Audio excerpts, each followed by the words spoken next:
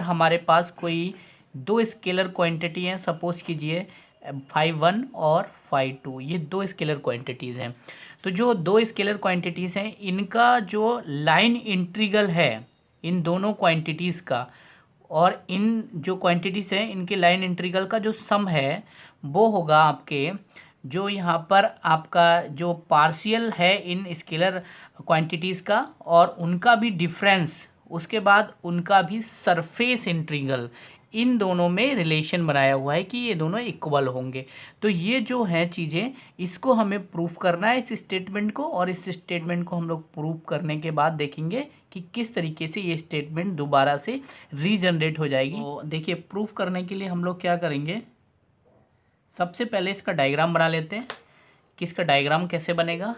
तो सपोज़ कीजिए हमारे पास यहाँ पर एक प्लेन है एक्स बाई, ये एक्स बाई एक प्लेन है, और इस प्लेन में यहाँ पर एक सर्कल में ड्रॉ कर लेता हूँ, या कर्व कह सकते हैं इसे, कर्व जिसे हम इंग्लिश में बोलते हैं कर्व। ठीक है, तो ये जो कर्व है इसको मैं ड्रॉ कर लेता हूँ। इसका जो लाइन इंटीग्रल है मैं कुछ यहाँ पर इस तरीके से रिप्रेजेंट कर रहा हूँ। ये इसका बी पॉइंट है, एंड ये जो है इसका यहाँ पर डी पॉइंट मेंशन कर लेता हूँ। ठीक है, और इस पॉइंट पर जो इसका लाइन इंटीग्रल है वो C1 के थ्रू मैं रिप्रेजेंट कर रहा हूँ, और इसके जो इसकी जो कर्व की इक्वेशन है, इस इक्वेशन को मैं बोल रहा हूँ C=1 इक्वल्स टू y1x। इसकी जो ये इक्वेशन है इस इक्वेशन को बोल रहा हूँ। उसके बाद जो ये C2=y और y1 यानी कि यहाँ पर हो जाएगा 2, तो यहाँ पर इसको मैं बोल रहा हूँ कि y=y2x। तो ये जो कोऑर्डिनेट हैं इसके, इसका मतलब ये हुआ कि ये जो है इसकी कर्व की इस पोजीशन पे इक्वेशन है, और यहाँ पर इस पोजीशन पे इस कर्व की इक्वेशन है। अब इसका मैं यहाँ पर आपको इसका हम लोग यहाँ पर प्रक्षेप ड्रॉ कर लेते हैं। इसका जो प्रक्षेप है, सपोज कीजिए यहाँ से फ्लक्स जो गुजर रहा है तो उसका प्रक्षेप क्या बनेगा यहाँ पर, ठीक है, प्रोजेक्शन बोल सकते हैं आप। तो प्रोजेक्शन क्या बनेगा उसको मैं यहाँ पर ड्रॉ कर रहा हूँ।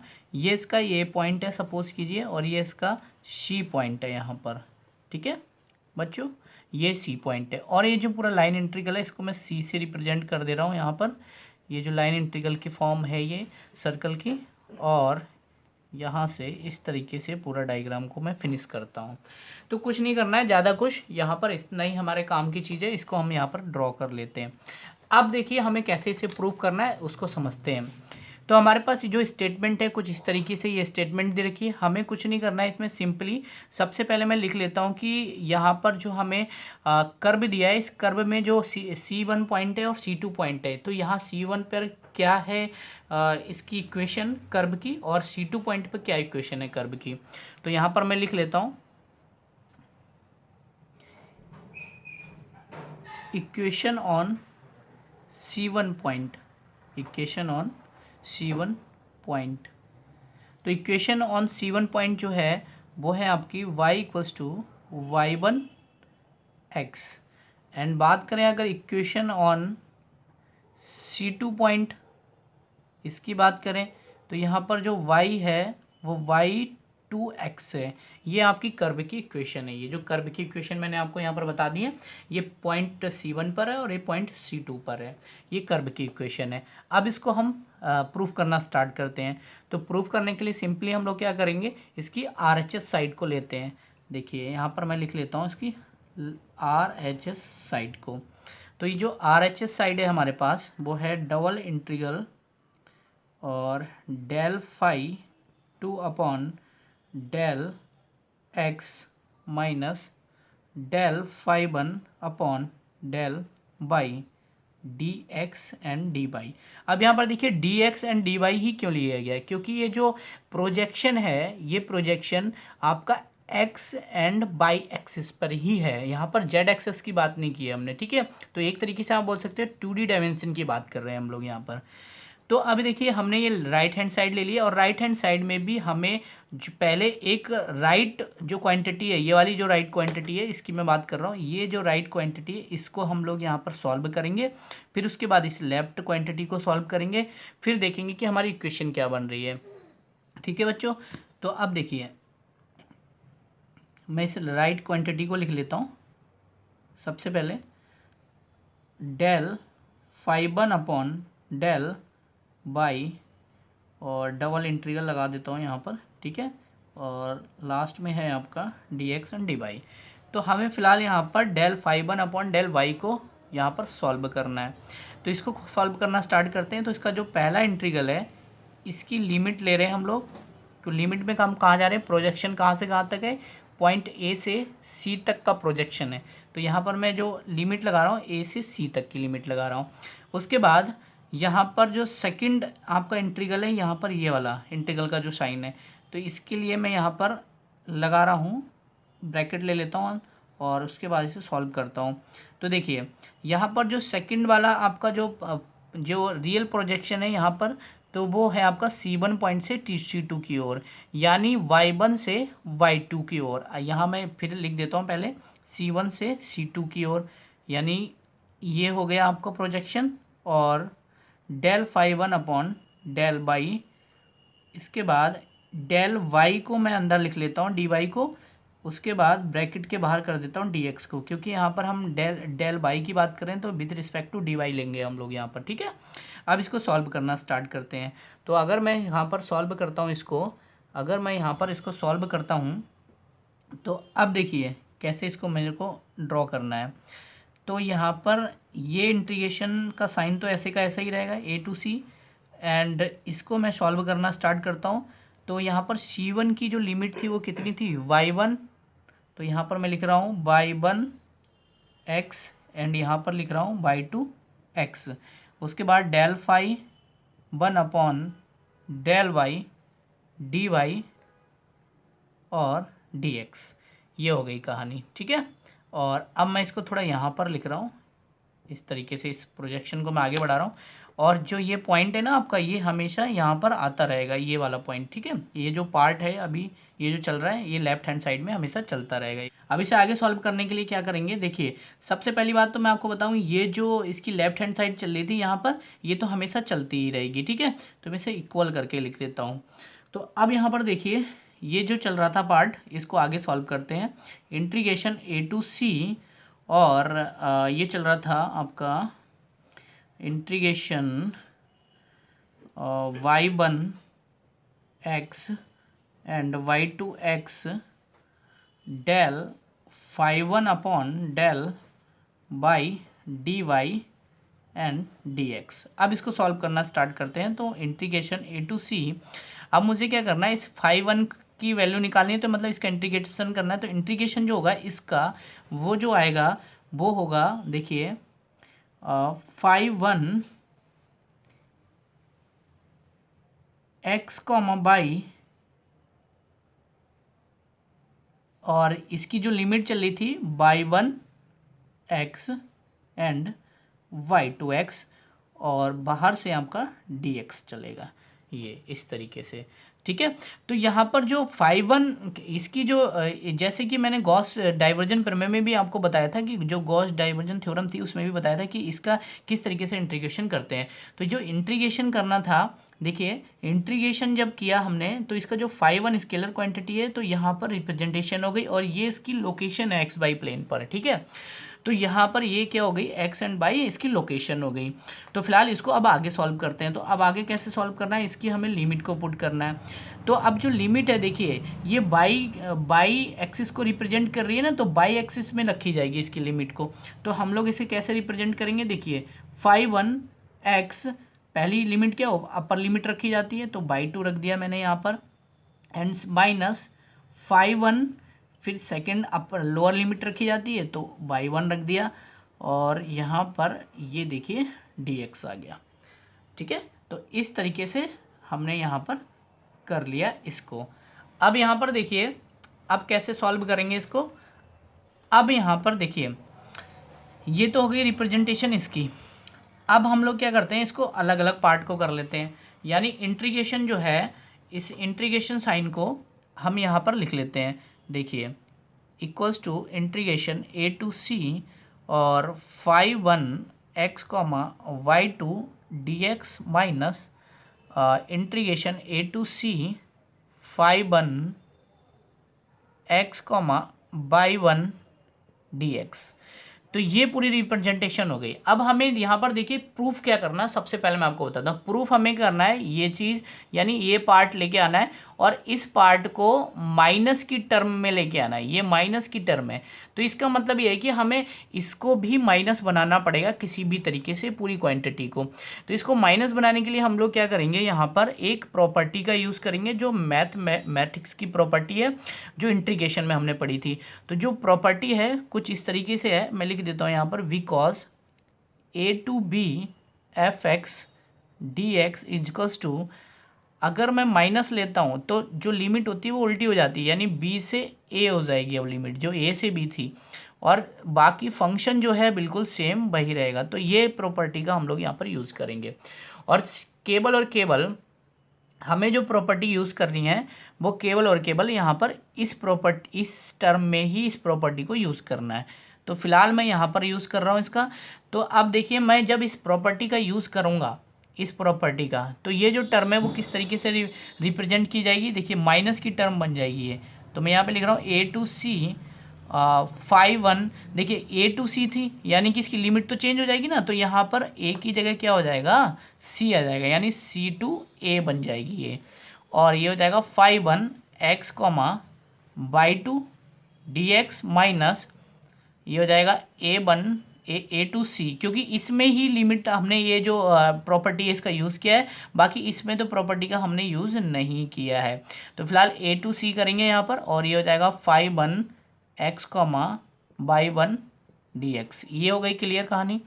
अब यहाँ पर देखिए इन दोनों में माइनस का कॉमन आ रहा है, तो मैं यहाँ पर माइनस कॉमन ले लेता हूँ। तो माइनस कॉमन लूँगा तो अंदर क्या बचेगा, देखिए integration c to a 5 1 x comma y 2 d x minus और integration a to c 5 1 x comma y 1 d x.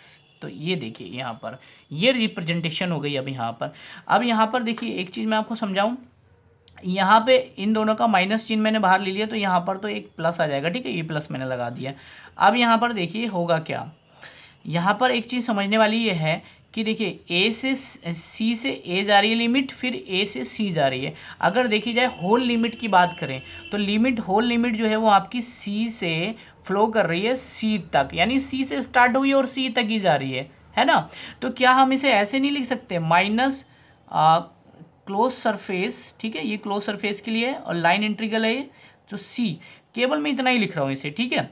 और अब यहाँ पर देखिए स्केलर क्वांटिटी क्या है हमारे पास 5 1, ठीक है, ये मैंने लिख दिया। अब बेसिकली अगर देखोगे यहाँ पर ये जो रिप्रेजेंटेशन थी, मैंने जब इसको खोला था यहाँ पर, जब लिमिट लगाई थी तो x बाई था ना, scalar quantity x and by, और उसी में मैंने बाई 1 और बाई 2 लगाया था। बाई 2 बाई 1 लगा के ही मैंने क्या बनाया था, x1 और बाई 2 बनाया था और x कॉमा बाई 1 बनाया था।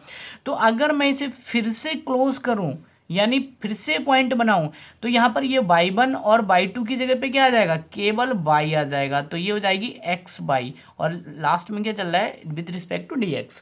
तो ये कहानी यहाँ तक आ गई है। अब गौर से देखिए ये जो 5 1 के साथ में x बाई लगा हुआ है, x कॉमा बाई लगा है, तो इसका मतलब ये हो गया ये 5 1 की लोकेशन को रिप्रेजेंट कर रहा है यहाँ पर। तो लोकेशन को रिप्रेजेंट कर रहा है, तो फिलहाल हमें लोकेशन को दिखाने की जरूरत नहीं है, तो हम इसे ऐसे भी रिप्रेजेंट कर सकते हैं, ठीक है। तो ये केवल हो जाएगा 5 1 dx। तो यहाँ तक की बात तो हमारी क्लियर हो गई, ये समझ में आ गई बात यहाँ तक। तो यानी जो हम यहाँ पर इसकी वैल्यू निकाल रहे थे, ये क्वांटिटी की वैल्यू निकालना हमने स्टार्ट किया था इस क्वांटिटी की, तो इस क्वांटिटी की जो वैल्यू है वो किसके इक्वल आई, इसके इक्वल। तो क्या हम इसे ऐसे नहीं लिख सकते हैं, this implies del 5 1 upon del by d x d y is equals to minus line integral c कर रहा हूँ मैं यहाँ पर, और 5 1 dx। तो इसको मैं ऐसे भी लिख सकता हूँ यहाँ पर। अच्छा यहाँ पर अब एक चीज़ देखिए, ये माइनस का साइन यहाँ पर है, तो इसको तो मैं उठा के यहाँ पर भी ला सकता हूँ, है ना। माइनस से अगर मल्टीप्लाई करा दूँ दोनों टर्म में, तो आराम से ये इस साइड में आ जाएगा माइनस का साइन। तो मैं एक काम करता हूँ, इस साइन को यहाँ पर ही लगा देता हूँ सीधे सीधे, जिससे कि हमारा जो क्वेश्चन है बहुत आसान हो जाए। तो यहाँ पर मैंने माइनस का साइन लगा दिया यहाँ पर। अब गौर से देखिए, एक फंक्शन की वैल्यू मतलब एक टर्म की वैल्यू तो आपके पास आ चुकी है ये, ठीक है, इसको कह देते हैं इक्वेशन नंबर 1। अब यहाँ पर देखिए ऐसे ही सेम ये जो इक्वेशन है आपकी, ये जो टर्म है ये del phi two upon del x, इस टर्म की भी वैल्यू हमें यहाँ पर ऐसी ही निकालनी पड़ेगी। लेकिन अब गौर से देखिए, हमें दूसरी वैल्यू जो निकालनी है वो पॉजिटिव वैल्यू निकालनी है, तो उसमें हम लोग प्रॉपर्टी का यूज़ नहीं करेंगे, ठीक है। तो फिलहाल फिर से दोबारा इतना सब ना करके, क्योंकि इतना सब दोबारा करना पड़ेगा, तो इससे अच्छा है कि हमें ये लिख देते हैं कि सिमिलरली, ठीक है। तो यहाँ पर मैं लिख देता हूँ सिमिलरली, ठीक है। सिमिलरली का मतलब ये हो गया कि हम दोबारा ना करके इसी प्रकार से सॉल्व कर रहे हैं। तो सिमिलरली क्या हो जाएगा, देखिए del five two upon del x d x d y, और यहाँ पर इंटीग्रेशन के साइन में लगाना भूल गया मैं, यहाँ इंटीग्रेशन का साइन लगा देता हूँ, ठीक है। तो ये देखिए सरफेस इंटीग्रल का साइन लगा देता हूँ और यहाँ पर भी सरफेस इंटीग्रल का साइन लगा देता हूँ। ये जो इक्वल होगा ये किसके इक्वल होगा, ये पहला जो इंट्यूशन था वो किसके इक्वल था, माइनस के इक्वल। अब की बार जो होगा वो प्लस के इक्वल होगा, ठीक है। और ये जो फाई 1 है इसकी जगह दूसरी क्वांटिटी क्या थी हमारे पास, स्केलर क्वांटिटी फाई 2, ये इसके इक्वल हो जाएगा। और dx की जगह विद रिस्पेक्ट टू क्या है इसके पीछे, डी बाई है, तो यहाँ पर हम लोग इसकी रिस्पेक्ट में क्या लेंगे, डी बाई लेंगे। तो ये हो जाएगी हमारी इक्वेशन नंबर 2। तो यहाँ पर इक्वेशन नंबर 2 आ गई है, इक्वेशन नंबर 1 आ गई है। अब हमें सिंपली क्या करना है, इक्वेशन 1 और 2 को यहाँ पर ऐड करा देना है। और जैसे ही हम इक्वेशन नंबर 1 और 2 को ऐड कराएंगे तो हमारा जो क्वेश्चन है वो यहाँ पर सॉल्व हो जाएगा, यानी हमारी जो थ्योरम है वो यहाँ पर ख़त्म हो जाएगी। तो फटाफट से हम इसको यहाँ पर कर देते हैं सॉल्व। तो अब देखिए मैं यहाँ पर लिख रहा हूँ कि एडिंग इक्वेशन 1 एंड 2, तो इक्वेशन 1 एंड 2 को हम लोग यहाँ पर ऐड करा रहे हैं। तो अब देखिए इक्वेशन 1 में लेफ्ट हैंड साइड जो है हमारी क्या है, surface integral s del phi 1 upon del by d x d y, और सेकंड टर्म क्या है इसकी, ये वाली, यहाँ से देखो ये जो चीज़ है सेकंड यूनिट की, सेकंड इक्वेशन की, तो ये है आपकी double integration del phi 2 upon del, ये हो जाएगा x d x d y, और इक्वल किसके इक्वल होगा ये, इस पार्ट के और इस पार्ट के। अच्छा एक चीज़ और देखिए, अभी हमने ये माइनस का साइन लगाया था ना इसमें, तो यहाँ पर जो है फाई 1 जो होगा यहाँ पर ये माइनस का चलेगा, तो यहाँ पर मैं माइनस भी लगा देता हूँ, यहाँ माइनस रह गया अब ना, इसको मैंने माइनस का लगा दिया। अब यहाँ पर देखिए ये देखिए ये पार्ट अभी हमें लिखना है, तो यहाँ पर देखिए ये है line integral phi 1 d x plus second है line integral phi 2 d y, ये क्लियर हो गया। अब गौर से देखिए इन दोनों इक्वेशन को हमने ऐड कर दिया, तो ऐड करने के बाद देखिए ध्यान से कुछ कुछ इसी की तरह आ रहा है, ये जो स्टेटमेंट थी ग्रीन्स थ्योरम की इसी की तरह आ रहा है। तो अगर ध्यान से देखेंगे और इसे थोड़ा सा अगर सॉल्व करेंगे, यहाँ पर अगर इनको कॉमन लेंगे और थोड़ा सॉल्व करेंगे तो यही इंट्यूशन आपका ग्रो हो जाएगा जो इसकी स्टेटमेंट है। तो बिल्कुल सेम इसी की स्टेटमेंट की तरह ये आ जाएगी, इसे एक लाइन और हमें आगे सॉल्व करना पड़ेगा, ठीक है। तो आई थिंक आप लोगों को ये पूरी तरीके से अच्छे तरीके से समझ में आ गई होगी। तो यानी ये हो जाएगा आपका right hand side equals to left hand side. तो यही प्रूफ है आपका, यही आपका प्रूफ हो चुका है।